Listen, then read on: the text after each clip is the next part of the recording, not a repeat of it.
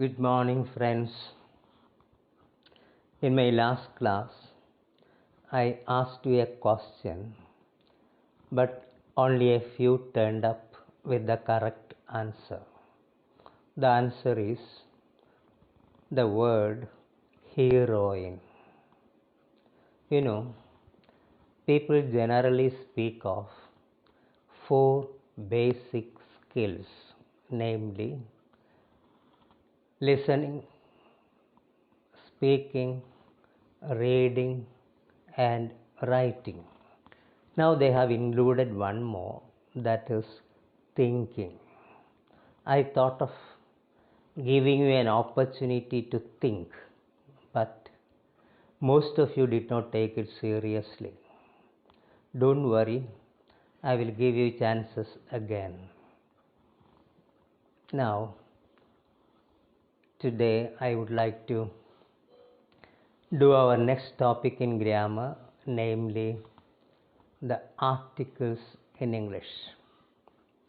You know, there are two types of articles in English. One is the definite article and the other indefinite articles. The, the is the definite article, and a and an are the indefinite articles. You know, these articles are sometimes classified as a distinct part of speech. They are considered to be a special kind of adjectives, and the modern grammarians have included them under the title word classes. Now, let us study the definite article first. The. How would you pronounce it?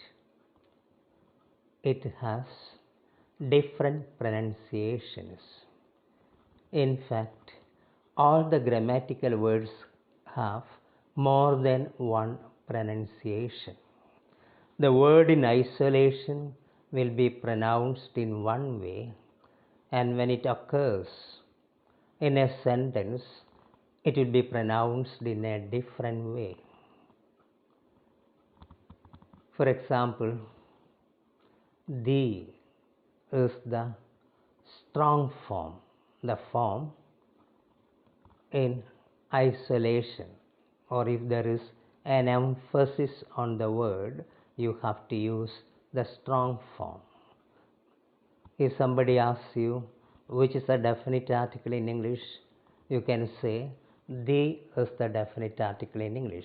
There you are using the strong form of the word is because there is an emphasis on the word the. But when it occurs in a sentence, it may be pronounced as the or the. Before a word beginning with a vowel sound, you can pronounce it as the idea.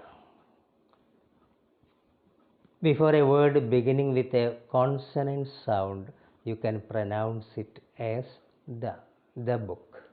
The book, the idea. The Indian Express, the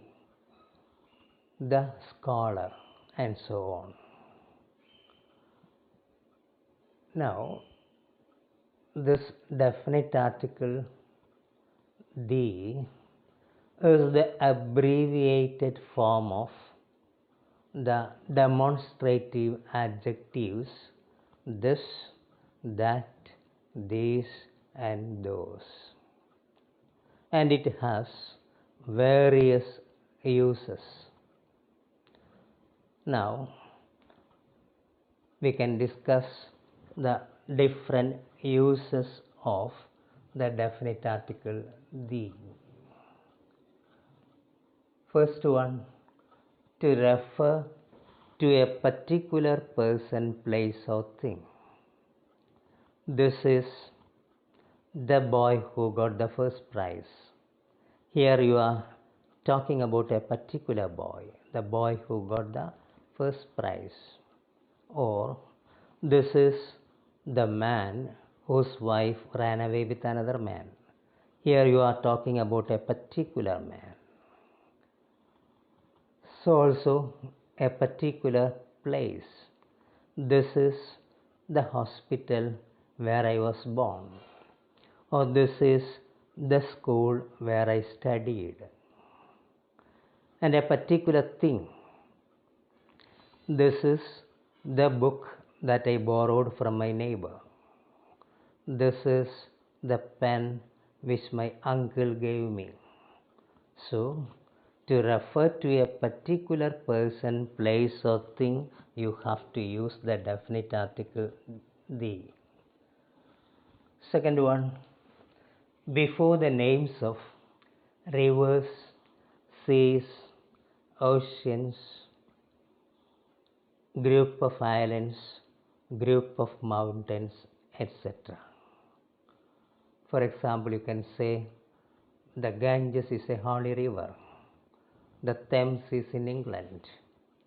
So also the Arabian Sea, the Atlantic Ocean, the Andamans, the Himalayas, and so on.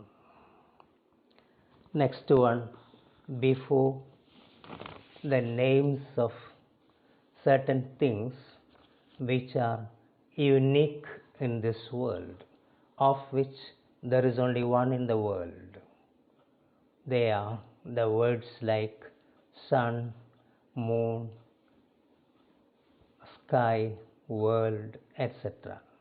You can say the sun rises in the east, or the sun rises in the sky, etc.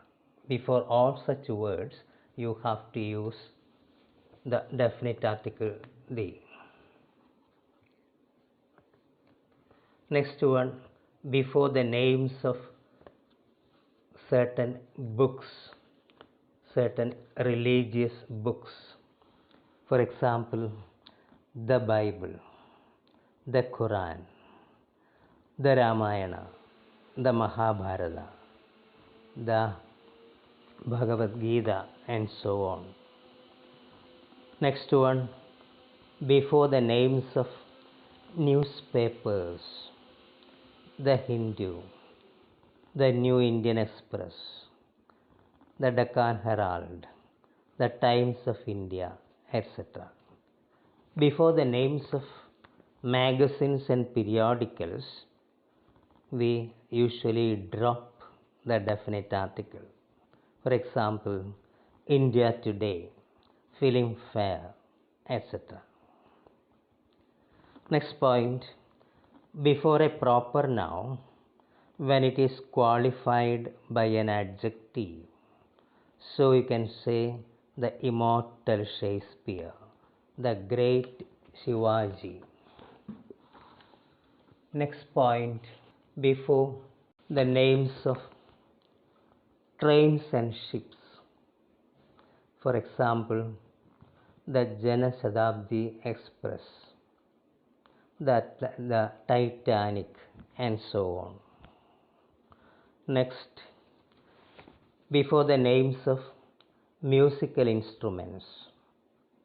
She learned to play the piano. Next point, before the names of hotels, museums, theatres, etc. The Malabar Hotel, the British Museum, the Globe, and so on. Next one, before the names of families, the Nehrus, the Kennedys, and so on. Next point, before singular nouns to represent a class of animals or things. For example, you can say the cow is a useful animal.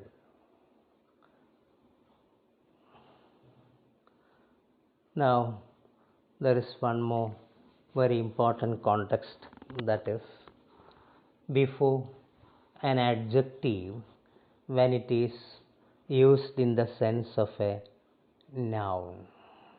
For example, you can say, we want a hospital for the blind. The word blind is an adjective, but here it is used in the sense of a noun, meaning blind people. So also, romance is the privilege of the rich. The rich means the rich people. There again, the rich is used in the sense of a noun.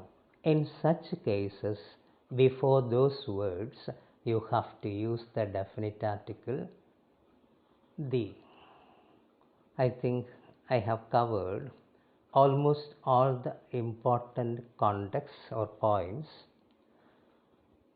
regarding the use of the definite article the.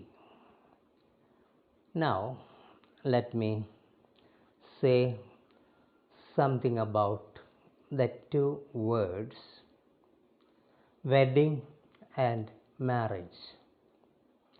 Here, it is better to know something about the history of English language. You know, some 2000 years ago, Britain was occupied by a race of people called the Celts, Celts, the Celts. They were living in peace and they were ruled by King Vertigan. He was rather worried about the safety of his country and also his own safety. So he invited some wandering tribes, Angles, Saxons, and Jews, to his country. They were physically very strong, stronger than the original inhabitants of Britain. Very soon, they found it a better place to live in, and they drove away the Celts from Britain. In order to assert their supremacy, they changed the name of the country and called it England. England means the land of Angles. They called their language English. English means the language of Angles. Now, with the passage of time, this language underwent a series of changes and attained its present form. Now, the word wedding was an Anglo-Saxon term. To wed means to take a pledge. So it was a kind of oath-taking ceremony. The man and the woman would take the pledge in the presence of some others. It was a simple function. But when the French people came to England, they were not satisfied with the weddings of the Anglo-Saxons. They wanted it to be a grand function. They brought the term marriage, and they believed that the marriage would have its own pomp and splendor. It was a great function for them. To marry means to become a husband or wife. But now these two words are used as synonyms without much change in meaning. Now, when you use the word wed or marry, you have to use the preposition to after them. He is wedded to somebody. She is married to somebody. So, to is a better preposition there after these two words. And again remember, the words ending in age and ege must be pronounced age. For example, marriage, college, garage, shortage, etc. Now that much about these two words. Now before I conclude, I would like to give you a chance to think. There is one more question, that is this.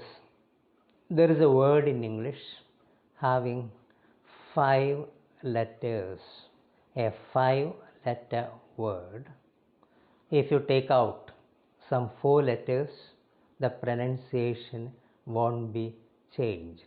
Find out the word before we meet again in our next class. Thank you.